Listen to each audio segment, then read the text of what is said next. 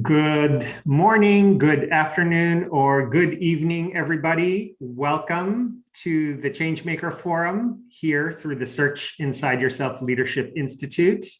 Welcome. Please, if you're just joining us, if you feel like it, open up the chat and share where you are joining us from in the world, because typically we have an international participant group. So if you wouldn't mind just chatting in where you are joining us from the world. So welcome. I see we have Berlin, Toronto, Slovakia, wow, Seville, Florida, Kentucky, Maryland, Egypt, Spain, Saudi Arabia, Georgia, wonderful, South Korea. Welcome everybody, Brooklyn. So if wherever you're joining from, if you're happy to just chat in, it's great to see where the participants are from. Again, this is SIYLI's, or Search Inside Yourself Leadership Institute's Change Maker Forum. And my name is Rich Fernandez. I'm the CEO of Search Inside Yourself. If you're not familiar with us, we are a mindfulness and emotional intelligence educational institution. Initially, we were started off at Google. Formerly, I worked there as well as head of executive education. And then we subsequently spun off as an independent nonprofit educational institute, which we are today operating in over 50 countries. So it's a delight to have you here. Thank you for joining us. And today's is an especially fun and meaningful session for me because we have my dear friend, Michelle Gale, joining us. Welcome, Michelle. If you're with us, I think I saw you there. Yeah, hello. Yep, I'm here. Wonderful, wonderful. So let me tell you a little bit about Michelle. You saw her bio, but a few things to note. First of all, full disclosure, Michelle and I are really good friends and have been for over a decade, like really dear friends. And we've collaborated a lot. We've just had a lot of great work and friendship and fun in this space of mindfulness and emotional intelligence. But I met Michelle over 10 years ago when I think you were working at Twitter at the time, Michelle, right? Yes. You were looking after the learning and development function for employees at Twitter. And I think we initially intersected because of your interest in bringing mindfulness into Twitter. I remember we met at their former headquarters in downtown San Francisco, just kind of brainstorming ideas about how to bring these practices into the workplace. A great friendship was born, and since then, Michelle and I have collaborated at Wisdom 2.0, which is the world's largest mindfulness summit. Michelle, you're also a host for Wisdom 2.0, taught retreats there. We've taught retreats together through Wisdom 2.0. After leaving Twitter, I love that you also then spent time writing the wonderful book, Mindful Parenting in a Messy World. And talked a lot about your two boys who I know well, Tyler and Brody, and being a parent, using mindfulness practices to really kind of navigate the messiness of the world and being a parent in the world. You have a podcast by the same name, really popular, wonderful podcast. And then you went to Autodesk some years ago as chief of staff for different executives at different times there, some at the same time, I suppose. And what was really interesting, and I think for this audience may be of real interest, is that you continued exploring ways to bring mindfulness and the related practices of mindfulness and emotional intelligence into Autodesk. I know I'm missing a lot. There were several like mindfulness trainings, because I'd love to hear from you about those that you took also in that in between period. And today you kind of are one of the leaders of the community efforts around bringing mindfulness at Autodesk, which we'd love to hear about. So my friend, welcome. Yeah. Thanks, Rich. That was a warm welcome. Yeah, I'm absolutely. happy to be here and happy just to be with the Search Inside Yourself community. These are my people. So yes. For being Yes. here. Well, wonderful. Well, tell us about that, right? Because I know you've been a practitioner for a long time, but it was that moment maybe 10 plus years ago when you started considering that maybe you can bring some of those practices into the workplace. So first, tell us a little bit about your own journey in this space, why the interest in things related to mindfulness, meditation, and so forth. And then how did you start to see the need for these in the workplace? Yeah. Well, the long short version is I was initially interested back in college when I was having a lot of anxiety and just a really hard time. And I was actually introduced to mindfulness at the Unity Church in Tallahassee, Florida, where I went to college at Florida State. And I started sitting there and I started crying every time I sat. So that was the first time it bubbled up within me of, whoa, there's really something here in this stillness. And so that was where the interest launched, was in my early 20s. And I didn't start, I was kind of toying with it over the years and didn't start practicing regularly until I went through the New Ventures West coaching program. So that was really where I started sitting regularly. The founder is a Zen guy. Many people on this call may be familiar with them. Which is executive coaching program, right? It was an executive coaching program. Exactly. And my kids at that time were age 4 and 6 months. And so, of course, like they became my practice, right? That's when I really started committing to practice and practicing regularly. So, when you hear about the book that Rich mentioned earlier, that was really the core of my practice was my family. And years later, I ended up working at Twitter. And as I was there, I was interested in helping to share these practices. So I was already bringing it through in the coaching that I was doing. I was very involved in supporting our managers and leaders at Twitter. And so I was bringing it in through the management support. And I realized how, you can just weave this into what you're already doing. So that was the first insight that I had around this. I thought, I don't even need something special to begin with. I can just start weaving it into the work that I'm already doing. And this won't be a surprise to many of us on this call, but it was a big insight to me at the time. And over time, then I, started bringing in a little more intentionally, brought some teachers in. Initially, there were two things I did actually at Twitter. I brought in a yoga teacher. So there was a lot of requests for yoga. So that was one of my favorite yoga teachers, Deb Berkman, came in and started teaching yoga. And so there was just at least the essence of a space to get still and to do this type of work. And I asked her if at the end of each session, she would do a meditation so that it would start getting woven in more explicitly. So she did. And then what I also did was bring in improv. And we're doing improv at Autodesk now as well.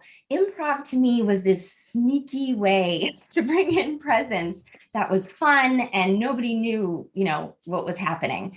And I loved some of those early stories from Twitter. Engineers would come up to me and say, "Oh my God, what is it about improv? Like as soon as I'm done with improv, I run to my computer and I code and I get my best work done." And so, of course, like, what was it, right? They were out of their heads. They were present, right? They were laughing and they were in the moment. You can't be thinking about other things and be doing improv, right? You're practicing presence. So, it was those years that I started thinking creatively about how do you, what are all the different ways that you can bring this practice into corporations specifically that are unique and different, and people don't even kind of know what's hitting them, right? Right. They're getting the practice, and it's not specific to practice necessarily. Although those things are nice too, right? We'd like to have the official offerings, like the Search Inside Yourself offering, but then what are all the ways that people can bring themselves to presence and compassion and deep listening and all of these things without being explicit? Yeah, and what do you think? I remember those days. I remember going to some of the sessions, like with Deb and so forth. What do you think was informing the strong interest in this at places like Twitter and Autodesk? Like, what is driving? Other than, I guess, we're all human, right? And there's something in it for us. But specifically, why in these work environments, these kind of high performance work environments? Why are you seeing the interest, such strong interest, do you think? I mean, I think when you think back to when Twitter first started, I mean, I remember, I was 40 when I started working at Twitter. So it was about 20 years ago, 10 years ago. And I got my first iPhone, right? I had a BlackBerry before then. I think I had a BlackBerry when I started working at Twitter. And then the engineers, they were like, you can't have a BlackBerry, Michelle. You need to phone. I'm like, okay. I was just kind of the old lady following whatever all the young people were doing at that time, because I was pretty old. I think I was older than the founders at the time. And technology was really just making its rise. And so, and we can think about this in organizations as well as, I have teenagers now in our families and in our personal lives. Technology was just on its rise and really taking over the landscape of who we are as human beings. And I'm a startup girl. Autodesk is the first large company I've ever worked for. I've done a little bit of consulting for some bigger companies over the years, but I really grew up in the startup world. And so I grew up in this high intensity, give it all you've got, work until you drop kind of environment that I really loved, honestly. Certainly in my early 20s, it started to lose its flavor for me as I got older. But I loved the energy and the excitement and people feeling like they're so passionate. However, we know, right? I'm speaking to the choir here, that there's a dark side to all of this. So, with that intensity plus the rise of technology, you're just starting to see, burnout rising and stress rising. It was in those days that this was beginning to happen. And I was coaching a lot of the leaders and the managers around Twitter. And so I was hearing this from them, hearing this about their employees, what can we do? What should we do? I don't want people to burn out. I want to help take care of people, but we're in this high intensity environment. So I really do think it was during that time that these conversations started to highlight. Yeah, it's amazing how much those issues are still so relevant today. So as I mentioned earlier, and as you know, of course, I was at Google. I was looking after executive education, which is leadership development for senior leaders. Before that, I was at eBay, and we saw the same issues, right? Which are still here today. Which is, and I remember that one of the top things that was described in our employee surveys was one of the main challenges that a lot of people faced was disconnecting from work. That the 24/7, the demands of hyper-connected workforce, the 24/7 nature of it, this expectation that you respond to emails in 24 hours, within 24 hours, just that flood of information and hyper-connectivity. Then the huge expectations of trying to do something world-changing through technology, these like really audacious goals. But that hasn't really changed, which is the irony. It's like 7-10 years on. I left Google 7 years ago, but those are still so many of the challenges we face on top of COVID, on top of, the challenges of like living and working in a way that's just all kind of mashed together now. There's just no stopping. No, and I don't think you can leave out COVID, right? Because we were already there. And now you've got an entire workforce who's not worked from home before. I feel like I had a little bit of advantage because I was a consultant for so many years. And I had my practice of boundaries. Like I had my practice of how to create boundaries for myself between work and home because I worked from home so much. But you've got hundreds of thousands of people, now working from home who hadn't done it before. And I also would argue, and this hasn't shown up, I don't have any data around this, but I believe there's also, certainly earlier in the pandemic, at least, before things normalized a bit, in organizations, that there was an underlying fear, because I noticed it in myself and it was irrational. But there was an underlying fear of, if I don't work really hard, like I can't lose this job. I don't know what's coming. I don't know what's going to happen. I need to keep this job. I need to make sure I do a really good job. I was really aware of that thought pattern in my own system, which was ridiculous, really, honestly. And so I've got to believe other people. That's my data on it. I've got to believe other people were experiencing that too. So I think people were working harder, wanting to stay relevant, in fear. Also, it became kind of a numbing, like to all these many ways we numb ourselves, right? TV, eating, drinking, whatever it is we might do. I think work also became this. and we lost our boundaries. I was just on with someone in Australia. I was having a conversation about this just last week, and he has a young family, and he said, I bring my work to them, and it sucks, I don't know how to shift it. And so I gave him this little idea. I'm like, how about something I used to do, like before I came home, was just to like pause at the door and just give an intention, right? Like my intention is to come in with an open heart, to put down my phone, and to be really present with my family, something like that. And he started doing it. And I woke up to a message from him this morning saying, like, that little thing has made such a huge transformation. And what is it? It's just a moment of mindfulness, right? That's all it is. It's just a moment of awareness. It's just putting the intention forward. And so it's these little moments kind of woven into our day. And I think that's what many of us who are bringing these into organizations, I'm in two different groups of people that are bringing these practices into organizations, large organizations around the country. And what we're talking about often is how, it's not one thing. It's not, just the Search Inside Yourself program, right? We want to bring the Search Inside Yourself program in because it's awesome and it transforms people. And we'll talk more about it later, I'm sure. But we also want to how are we training leaders to listen, right? How are we weaving these practices into management development? How are we, supporting what offerings we make, right, around the organization that link to this, right? How do we weave it into belonging, right, and diversity and inclusion?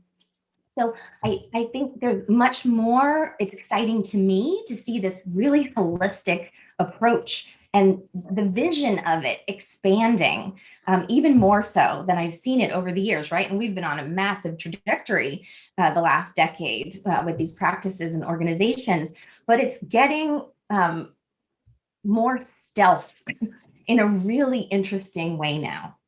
Yeah, it's definitely more widespread. It's still always, I always come back to the fact that it begins though with your own self as a person and as a leader, right? Yeah. One of our clients recently said to us, can you help us use mindfulness to help leaders be shock absorbers rather than shock amplifiers? Beautiful. Because the tendency was, especially during these times, during COVID, that everyone is feeling alarmed, understandably, is feeling stressed and anxious and burnt out. And unless you as a leader are able to kind of navigate that for yourself, it's not that you're immune to it. So it's not like you're absorbing it completely and just like letting it get to you, but it's navigating that and then showing up. I know that was my own experience here at the Institute, right? Like we do, as you know, on in-person training largely was our kind of bread and butter, and that all went away.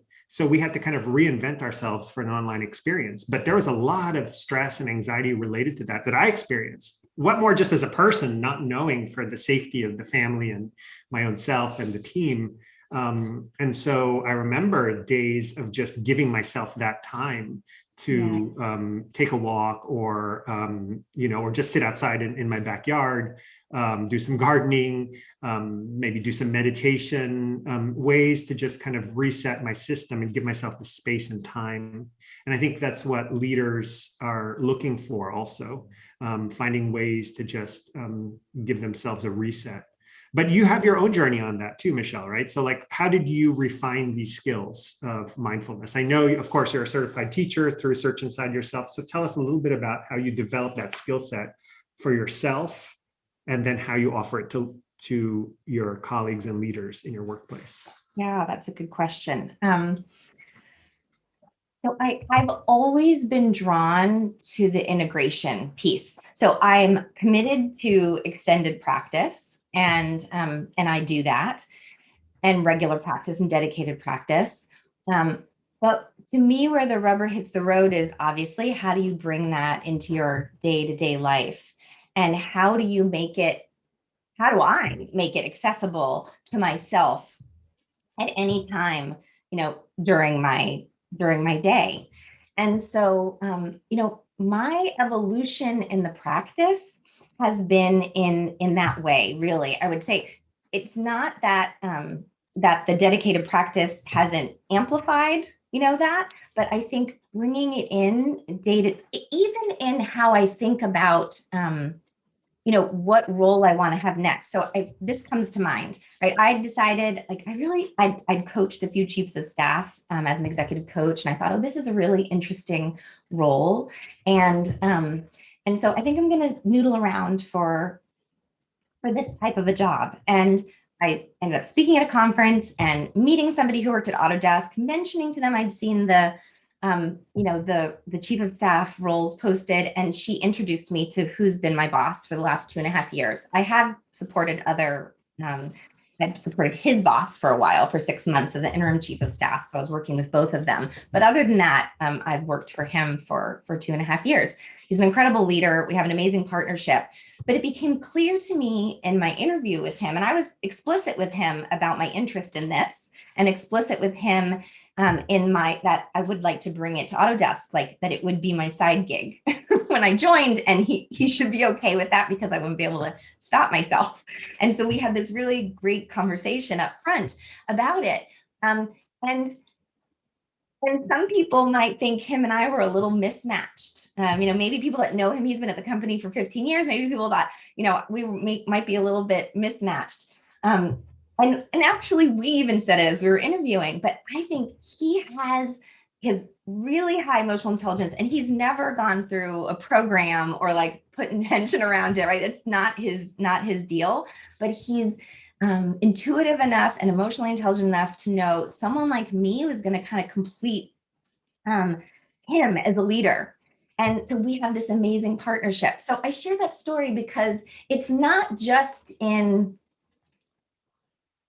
the intentional ways you practice every day, but it's in the decisions that you make, and in bringing it forward and being clear about the importance of it, even if others don't, understand it, because he doesn't understand it, and he's really supportive of what I'm doing in the organization. So we make a great partnership. So did that answer your question? Yeah, pretty much. But I would like to ask you some clarifying questions, especially perhaps on behalf of the audience, because when you talk about practice, like bringing in practice, right? And then there's like someone like your boss who kind of has his kind of naturally or acquired wisdom of emotional intelligence and intuition through his experience. But you're really talking about your own self and dedicated practice, you called it, or bringing practices into you. So what are you referring to there? Okay. Just to clarify.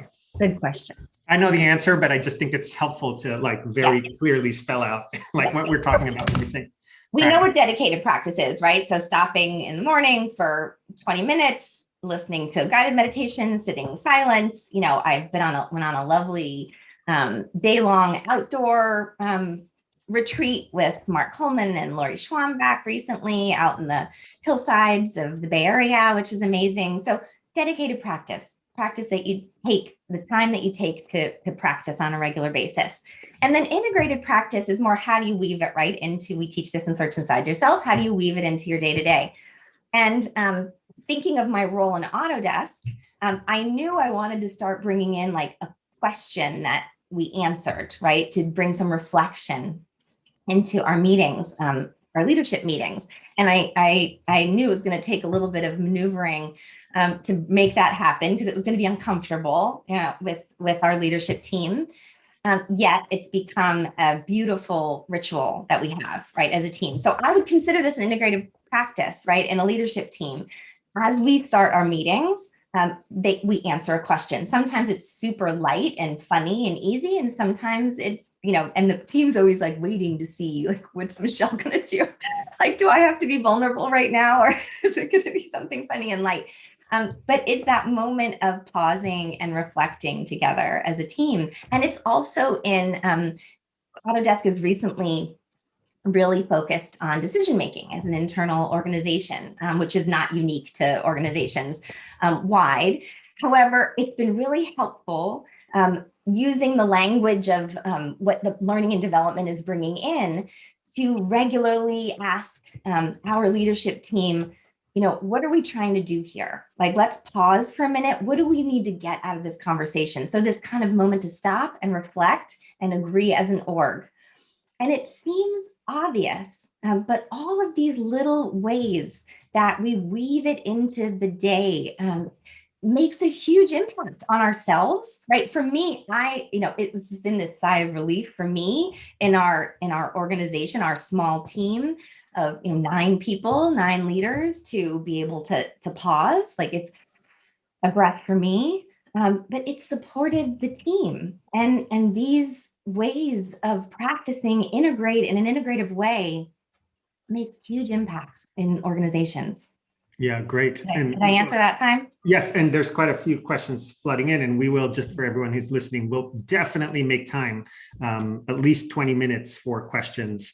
Keep sending them here through the chat, because there is one that kind of was real time related to what you're asking. What are some of the other prompts or questions that you might ask leaders as for reflection at the start of a meeting now, beyond pausing in silence? Are there ones that come to mind that you could share with folks? The fun ones, the more reflective ones? What are some of those questions you're mentioning? Yes, let me think of some of them. And I don't pause. There's no silence. I don't do that to them.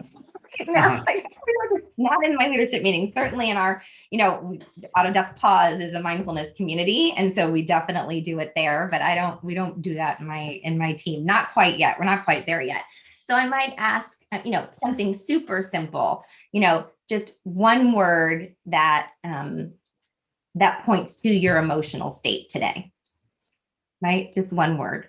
They only ever have a minute to answer this piece of it. So it's either one word or it's something they can answer, in a short amount of time.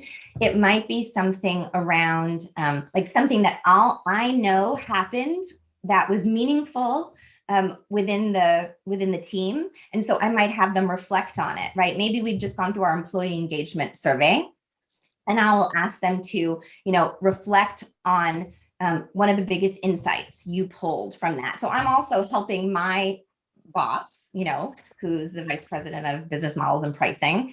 I'm helping him to get a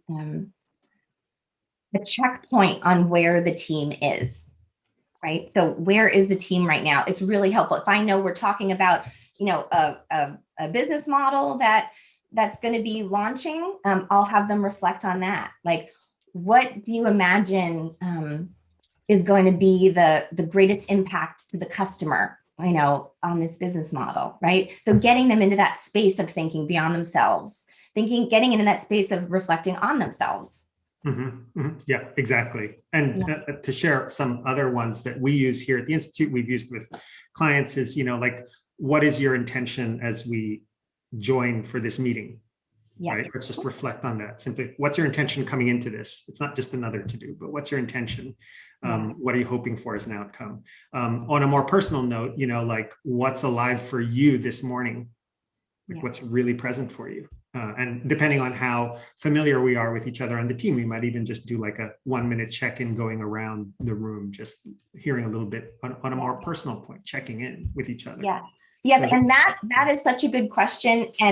And I think that when you're in organizations, you want to be more specific in general. Like, that would be, to me, that would be for the Search Inside Yourself team. They can answer that, no problem. Like, what am I experiencing today? That's really easy. But within organizations, I would encourage everyone to be a little more specific. Give them something to hang on to, because if it's too broad, in general, the people often you're working with in organizations haven't done this work. Right. And it's really hard for us. It's really easy for us to forget that.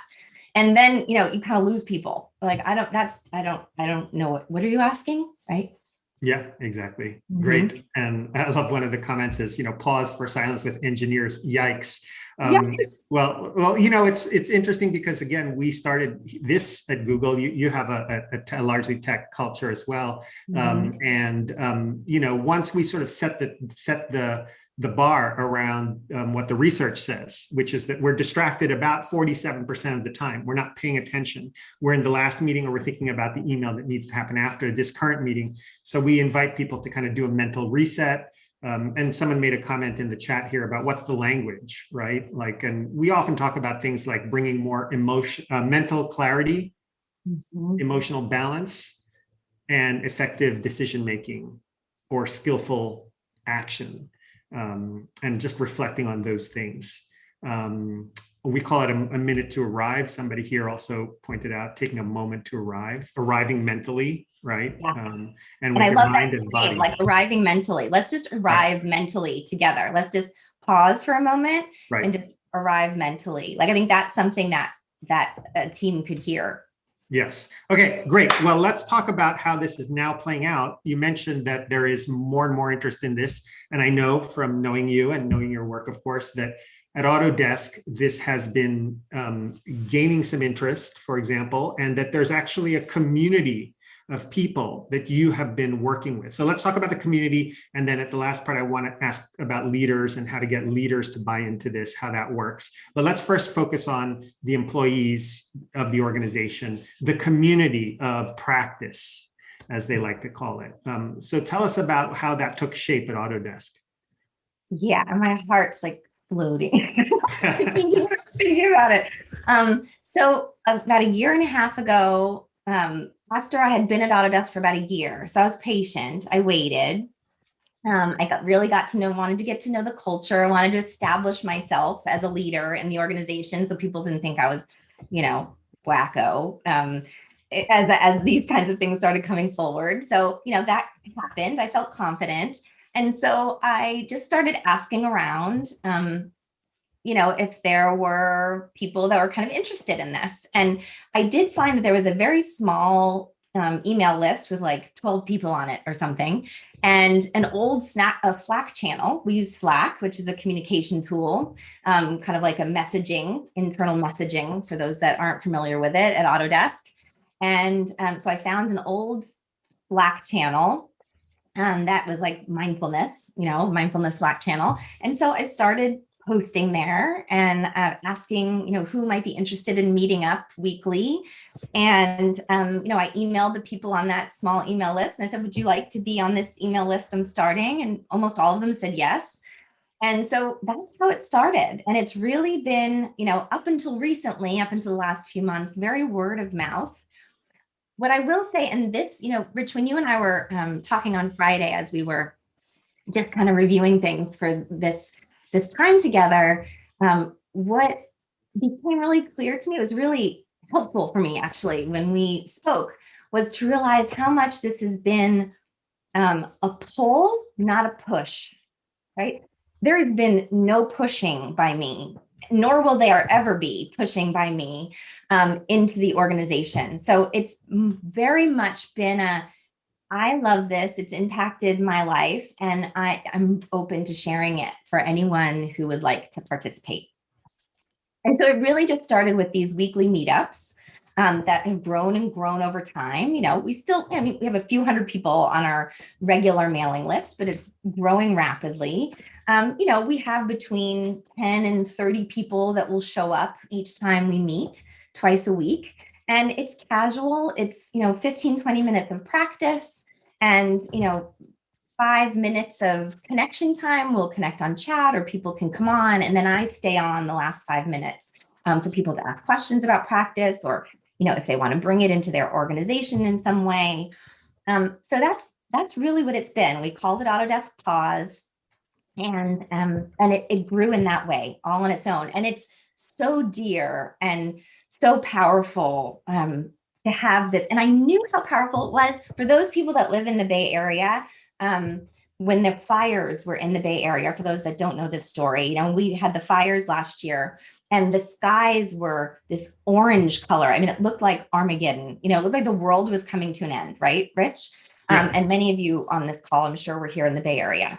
And it was so eerie. It was a very out of body experience. And we had a meetup scheduled that morning. And we came together and I was reminded of the power of just being together. Everyone was just happy. It was a large meetup. So many people came because everyone felt they needed to just kind of be with this odd experience they were having. Like all the people that were in the Bay Area came and how they were experiencing it. So really that meetup was just, how are you experiencing this? How are you feeling? What's going through your mind right now? We sat a little bit, but we also connected and spoke. And I got off that call so grateful, like, oh, to have this community at work that, you meet on the good days, but then, when it hits the fan, you really have each other to process and to connect. It's a great space for connection, it sounds like. A unique space where people can really authentically show up. There's practice, but there's also just that space for people to connect. Exactly. And so it was when COVID hit that, we'd been meeting for over a year, by that point, when COVID hit last March, I guess around, maybe I'm getting the timing right, but we'd been meeting for quite some time. There was an established community. And I knew of, so there's been executives at Autodesk that I've been tracking. I hadn't spoken to any of them yet, but I'd been poking around asking, like, who are the leaders that are interested in this stuff? Like, who's kind of interested in emotional intelligence? Who's interested in mindfulness? And so I had a good idea. My favorite one, the one I was really interested in, left the company. I was like, she left the company. She'd been with the company for like 20 years or something. I was like, darn it. But I knew of two others that had been there. And so, and I didn't know them well. I happened to kind of poke around this other leader a little bit more. And so one of them was very interested in resilience. And she came to me with someone on her team to say, let's do something, let's collaborate, let's get together and let's do something for employees at Autodesk. And so that was when kind of this resilience initiative was launched within Autodesk. And so really it's just been this way of supporting employees, pointing them really to what we already offer. There's so many things available to employees at Autodesk, and it was just highlighting them. We kind of created an internal site so people could find things. We started building, learning paths within our learning management system. So just really starting to support the greater organization around resilience. And that has just, snowballed into a ton of collaborations across the globe. We have and I had already had community leaders, mindfulness community leaders in Barcelona and Germany that I was in touch with and meeting with regularly. And now we have these resilience advocates, across the organization. And so really you can hear it's been mostly a groundswell, mostly bottom up. But then eventually, now we have some executive sponsorship and some other executives and other parts of the organization that are quite interested. And it's slowly making its way to the top. But it's been I don't want to say reaction, just, and certainly COVID was a reaction, reacting to COVID. Mostly it was just, this is a need and we're happy to fill it. And we've partnered with learning and development. We've not done this on our own. Everything we do right now is I don't need to make up the topics. The topics are coming, right, from learning and development and other parts of the organization. I just connect to like what's already going on in the organization. And I follow that and I amplify it and I offer it through the lens of these practices that we all love. That's beautiful. Yeah, I think that brings together so many things, right? Which is the core practices around mindfulness and EI with the priorities of the organization. Sounds like resilience in your organization. And I know many organizations are prioritizing now, seeing that as a really important kind of initiative or skill that their workforce needs. Yes. And then because it is an organizational priority, it has the support of certain leaders who are willing to be champions for it. And then finding those leaders and working with them to deliver on that priority. And again, bringing in some of the tools of mindfulness and EI, which in many ways you could say operationalize things like resilience and things like, community and connection and wellness and so forth in organizations. Mindfulness and EI operationalize resilience, wellness. To that end, and I would invite anyone listening, by the way, yes, please send in your questions now via chat, and we'll do our best to address them. One of the things that someone is asking here is, what objections or barriers have you faced to introducing things like mindfulness? Maybe if I thought long enough, I would find one. I mean, I don't think there's any objections or barriers if you're going with the organization. I think it's really hard to find objections and barriers I haven't had any objections or barriers since I've been in Autodesk because, again, I haven't pushed. There's been no pushing. There's been offerings, and we've done a lot of different things, right? We just, there's a large conference that goes on at Autodesk each year. And so I offered to the conference organizers, if you'd like to do mindfulness, and I know some yoga instructors at the company too, we're happy to coordinate something for you. And they're like, yeah, that sounds great. It goes well with our theme, which I knew. That's the way I presented it. And so where's the objections and the barriers if you're offering to support and make better what's already there? I don't know how you have objections and barriers. I think you get the objections and the barriers when you push and you say, you need this because. And I think we all know the research is out there. You guys have done, Search Inside Yourself has done amazing research on this. When people ask for that, you can offer it. But I move forward so grounded in the truth and the goodness of this. And that imagine if I hit a barrier, I would just go where there is not a barrier, right, within the organization. I think I have the advantage of that being internal. And this brings up something I'll share. As I said, I spent years as a consultant. Mostly, I've only worked full-time twice, and that was at Twitter, and that was at Autodesk. And I really have found so much enjoyment in being able to be internal, and being able to bring these in. There's a different kind of a gravitas that you have when you're internal. And I often meet, mindfulness practitioners that say, well, it'd be nice to have kind of the regular, pay and maybe go internal and have that security, but I feel like that would take me away from my purpose, take me away from like what I really want to do. And I would offer to many of you out there, you can do any job inside of an organization as a permanent employee and bring these practices in. Like nobody's going to stop you when you're internal, from just doing, as long as you're not, going against the grain or going against the current, as long as you're just making an offering. So I hope that comes across the way I mean it. I don't mean it in a snarky way. I mean it in, don't be afraid of working for a company. Because you can get a lot done internally. Mm-hmm. Yeah, you can bring the search inside yourself in, right? Once you're in there, you can build that influence within an organization. Yeah, absolutely. And most people are happy to just have a space to connect and maybe get these practices. If you're internal and you're offering them, that was my experience also. People, when I did this early days, when I met you at Twitter, I think I was at eBay 10 years ago, some odd. And, we just started in conference rooms, inviting anyone who wanted to come. We would just have like 15 minutes of mindfulness practices. And it snowballed and it started just getting interest. So internally, there are things you can do without having to get all these permissions, because colleagues are usually happy to be able to connect. It's like going to lunch with someone, but just saying, hey, I'm going to, be in conference room, whatever. And I have like 15 minutes of mindfulness meditation if anyone wants to join. I started with my team and the team that I was on, that is to say, broadly, and then it just snowballed. And then we had hundreds of people coming to events like this.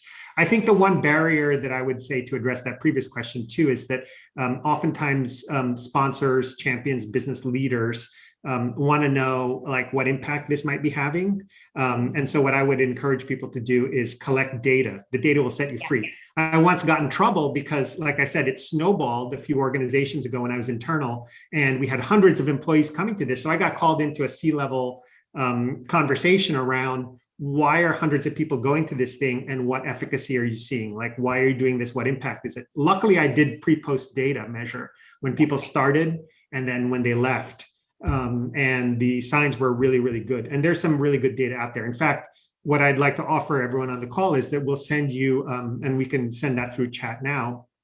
We have a data and impact report here at the Institute after working with like literally hundreds and hundreds of organizations, across something like 22 countries. We have over 6,000 people who've done pre-posts, and that's on our website, by the way. You could find it, download it for free, but we could also send it via chat here. That's our data and impact report. So data and bringing that to leaders can really make, and you see the link there, thank you. It can really make a big difference when presenting the business case, if you will. Yes. To the quotes, leaders. like I capture quotes, people will email me and say, how it impacted their day in what a particular way, how a meeting went better or how a conversation went better, after they spent time doing whatever it was that they did. And so I asked them, are you okay if I capture that, like with your name? That's something that I can share later. So I've been gathering that as an alternate, as in addition to the data. I think it's also nice to have just those quotes from people, Absolutely, acknowledgments of how it's impacted them specifically. Yeah, exactly. One question was, who, if you're external to an organization, who are you talking to internal to the organization? If you're offering these practices, I can answer that one. It's largely L&D and HR, but not exclusively. Sometimes it's, a champion. We call them champions. This is potentially a leader in the organization. It doesn't have to be like a super senior leader, although that helps, but it could be a manager of a team that wants to bring this in. Maybe they have a small budget. It's a little foothold that you can start with there. Mm-hmm. And then the other thing that I want to just mention to folks who are listening is that you have gone through a lot of, yourself personally, have gone through a lot of different mindfulness certifications and trainings. Of course, you're a certified teacher with Search Inside Yourself. So tell us about that a little bit, like what has been valuable for the work you do and why, in terms of what trainings you got, in case anyone's out there wondering, like, oh, how can I kind of skill up in this area myself? Yes. Well, I certainly think, I think I'll start with Search Inside Yourself training. I think what I received from that time was skillful facilitation. I think it is a rigorous program to facilitate in all the best ways, right? In all good ways. And so I do think it up-leveled my facilitation ability. Also working, that kind of partner practice in facilitation. And the SIY content is just so relatable within organizations. So, it really avoids the woo-woo, but just gets enough, that you get that kind of truth of the practice, but it's just in a language that is so digestible by organizations.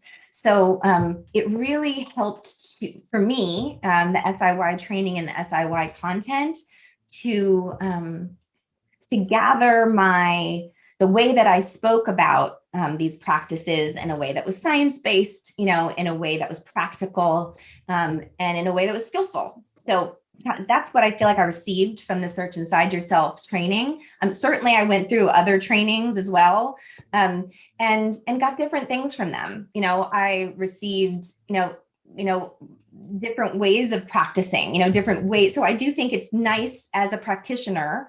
So I assume most people on this call are Search Inside Yourself practitioners, teachers, or maybe they're interested in Search Inside Yourself. And I certainly, I know that I'm kind of speaking to the choir. I do think Search Inside Yourself training is kind of the pretty high echelon in the field, but I do think there are other trainings that also get you like different kinds of content and inspiration and ways of sharing and ways of teaching. And so I do think it's nice to have range, as a teacher. I often, right now I'm going through an online retreat, with some good friends of mine. And I'm going through the retreat because, I'm really interested at Autodesk in doing kind of mini retreats. And when I say mini, I mean like 15 minutes in the morning, 15 minutes in the afternoon, 15 minutes in the, right after work, or maybe 30 minutes, and really offering those integration offerings of sitting for this time, bringing it into the next few hours, sitting for this time, bringing it into the next few hours, sitting for this time, bringing it home with you, right back into your day. And that's the way this current retreat that I'm sitting with right now is outlined. And so I'm always joining other teachers that I respect and am drawn to, or that friends of mine refer me to learn. So I think that constant learning is really helpful. Just also for everybody, we can send you now also a link. We are hosting something called the Organizational Teacher Training here at Search Inside Yourself, meaning that if you're internal to an organization and want to be a facilitator of mindfulness and emotional intelligence practices, we have a teacher training scheduled that I think it launches like the April-May timeframe. So we can send this link to you here as well as in the follow-up email. So you'll see it come through in chat. We call it OTC, Organizational Teacher Training. And it's, again, for people like yourself, Michelle, who are inside of organizations who may want to bring this and facilitate these skills within their organizations. And I love that you guys did that, Rich, because it also helps, like, what you want to think about internally is like, how do I scale? And so what you're doing is really a help to help organizations be able to scale, right? Because those trainings are available. They're not having to reinvent the wheel. Right, right. Yeah. And unfortunately, for those of you not in organizations, is the question, we've had 8 cohorts previous to this of teachers that were kind of open enrollment for the general public. We have over 800 certified teachers around the world in 50 countries now. So right now we're only offering the organizational teacher training for the time being. We can only do so many teacher trainings at a time because, as Michelle said, it's quite intensive. It's many months long, lots of field work, lots of, you have to submit a lot of work to demonstrate your capability. But you can always talk to us here. And if you have any questions about Search Inside Yourself, just email us at info@SIYLI.org. We'll also chat that for you. Okay, and in the last few minutes, I just wanted to see if anyone else has any questions that you'd like to chat through. So please feel free to do that. I think maybe while we're waiting for other questions, maybe I'll ask you a question about the future, which is, where do you see these practices going? Where do you see these practices going? There's meditation apps. There are training programs like what we offer. What's the future of this in organizations? What are you seeing? Well, I'd love to hear what you have to say too, Rich. But I think I'm going to go back to what I shared earlier, is in this integration of it into the org. My fantasy role in the future at Autodesk is to be leading this, this initiative.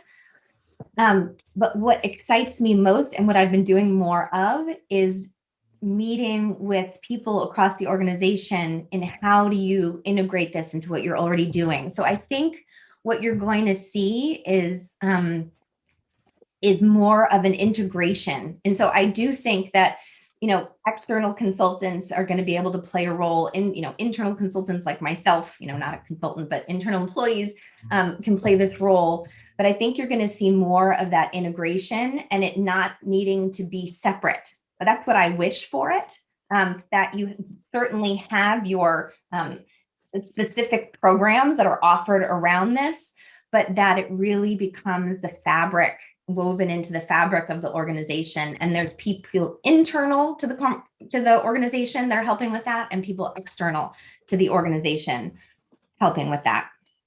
Yeah, absolutely. I agree with that integration. And to maybe to really underscore that, for me, what I see is how to make that happen is that the how of it, right, becomes increasingly important.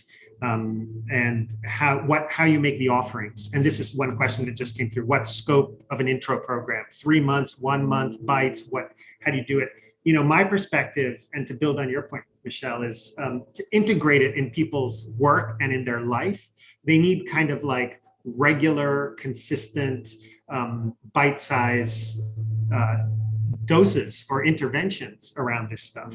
So what becomes really, really important here is not the traditional training program that you just sit and you listen for, like hours on end, or on the other side of the spectrum, not just an app. An app will only get you so far. It's that connective tissue that you experience through what I'll call multimodal learning, which means that you have an app, you have videos you may watch, you have a community of practice where you could show up for 15 minutes and do some of these practices. You have different events you can go to during or after work. And there's just many, many offerings that are kind of sprinkled throughout your experience in the organization and beyond the organization. Absolutely. Absolutely. And that you're getting it in your leadership training, and your management, as a new manager, you're kind of it's woven into that.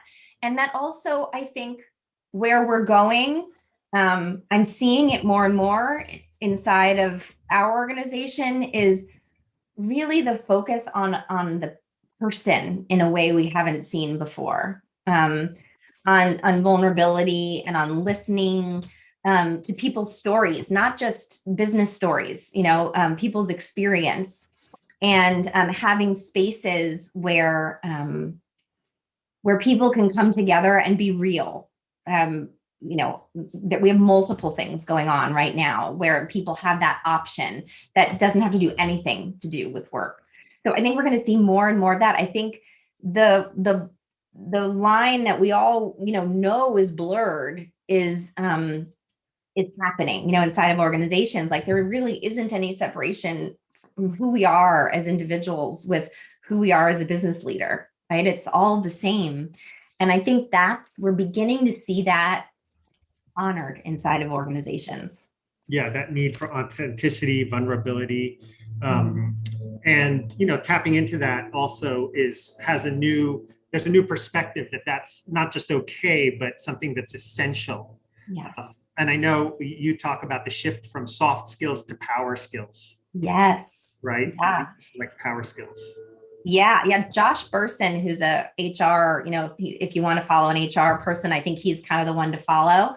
And, he has started calling power skills, right? What used to be soft skills, calling them power skills, that those are the skills that are coming, that are going to make the difference in great leadership. We know that they already do, but it's becoming more explicit within organizations, to call it out and to see it and to let it become normalized within the organization that we really haven't seen before. Okay, cool. So last question, and maybe we can each take a stab at this, which is, what does our daily practice look like? What does your daily practice look like? The number one source you lean in to navigate the challenges of your day or week. I'll start and maybe you can finish us off. Which is, for me, it's simply a mindfulness style meditation practice. And sometimes that's 1 minute, sometimes it's 10 minutes, sometimes it's 30 minutes. But it's fairly consistent on a daily basis, I could say, for myself. Usually I try to do more extended practice, like very early in the morning, meaning like a solid 20 or more minutes of meditation. But there's many days, including today, where I wasn't able to do that. It was my day to bring my kid to school. Lots of things were happening. So I literally only had a couple of minutes, but I took a couple of minutes, and a little bit helps, and a little bit often really helps. That's what I found. It gives me a mental reset, an emotional kind of recalibration, and to just kind of bring in a moment of calm and clarity and relaxation. And I was thinking about that this morning in my meditation, actually. Relaxation, like I was feeling, I have 1 degree more of relaxation. And relaxation is something that comes at such a premium these days. It's so hard to get. So just having that space every day, preferably a little bit longer in the beginning of the day, is what I certainly do. And it has made all the difference in the way I'm able to work and lead. How about you? I mean, I +1 to everything you say. And I'll add that, I do whatever works like in that day, and I have different things accessible, right? I have different apps that I like to go to, and I have my own personal practice. I have my take a breath before each meeting, right? That's part of my regular practice. I just 1 breath before I start a Zoom call. I also have a trick in Zoom that I do daily, because I'm on Zoom a lot, like many of us. I'll look into someone's eyes. Obviously, they don't know I'm doing it, but I'll just look into someone's eyes during the Zoom and just kind of have a moment of tenderness. I have to pay attention to what's going on in the meeting too. Just a moment of tenderness. So that's a regular practice of mine. Really whatever works. And I do always, I'm always in some kind of more intentional extended practice, whether that means like right now I'm doing this online retreat that I can't go to everyone live, but I'm committed to, to going to each of the sessions, even if I have to do them at different times during the day. So I think it's this combination, like Rich, like you spoke to. And really, I'd say whatever works. Like we know there's no right way. It's whatever works and you can do consistently. And I'm a big fan of little circle dots. The ones you just get like at the Office Depot store.